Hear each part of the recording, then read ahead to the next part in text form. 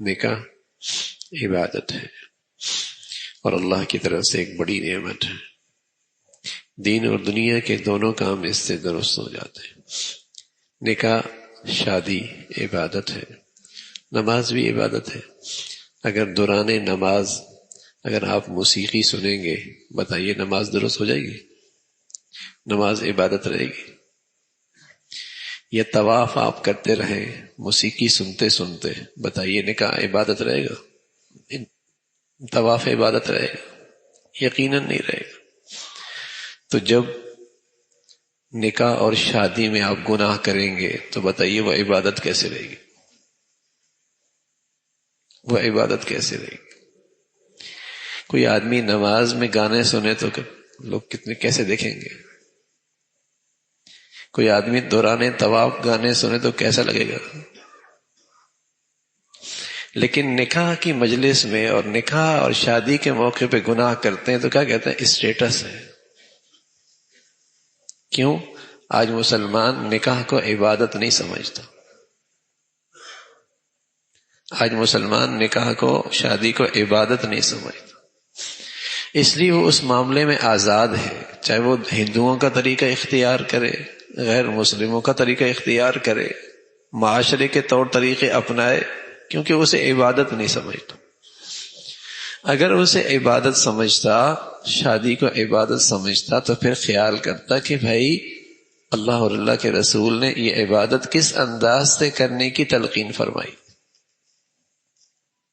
روزے کو عبادت سمجھتا ہے، الحمدللہ اتنا شعور ہے. نماز کو عبادت سمجھتا ہے، اتنا شعور ہے. حج کو عبادت سمجھتا ہے، اتنا شعور اور احساس ہے. طواف کو شعور عبادت سمجھتا ہے. تلاوت کو عبادت سمجھتا ہے. مسجد کو عبادت گاہ سمجھتا ہے. لیکن شادی بیاہ کو مسلمان آج عبادت نہیں سمجھتا. وہ سمجھتا ہے اس کو جیسے مرضی کرنا ہے. تو نکاح تو ہو جائے گا بھائی، لیکن عبادت کے بغیر ہوگا، پھر برکتیں نہیں ہوں گی. تو نکاح ایک نعمت ہے، ایک عبادت ہے، اور ایسی بڑھیا عبادت ہے سبحان اللہ کہ آدمی اگر تلاوت شروع کرے اور زبان رکی تو تلاوت کی عبادت ختم. نماز پڑھی، ہم نے سلام پھیرا، نماز کی عبادت ختم. روزہ رکھا، افطاری روزے کی عبادت ختم. حج کیا، احرام اتارا، احرام اتارنے کے بعد حج کی عبادت ختم. لیکن نکاح ایسی عبادت ہے جب تک میاں بیوی محبت سے رہتے ہیں مسلسل عبادت میں رہتے ہیں. لیکن آج مسلمان اسی عبادت کو خراب کر دیتا ہے. مادر پدر آزاد ماحول ہے، جیسے مرضی کر لو. مسلمان بھی رہنا چاہتے ہیں، اسلام بھی نہیں اپنانا چاہتے. مسلمان بھی رہنا چاہتے اور اسلام بھی نہیں اپنانا چاہتے. مسلمان اس لیے رہنا چاہتے ہیں کہ مسلمانوں میں رہتے ہیں، لوگ کیا کہیں گے. اسلام بھی نہیں اپنانا چاہتے اس لیے کہ نفس اور خواہشات پہ قابو ہی نہیں. لوگ کیا کہیں گے، زمانہ کیا کہے گا، برادری کیا کہے گی.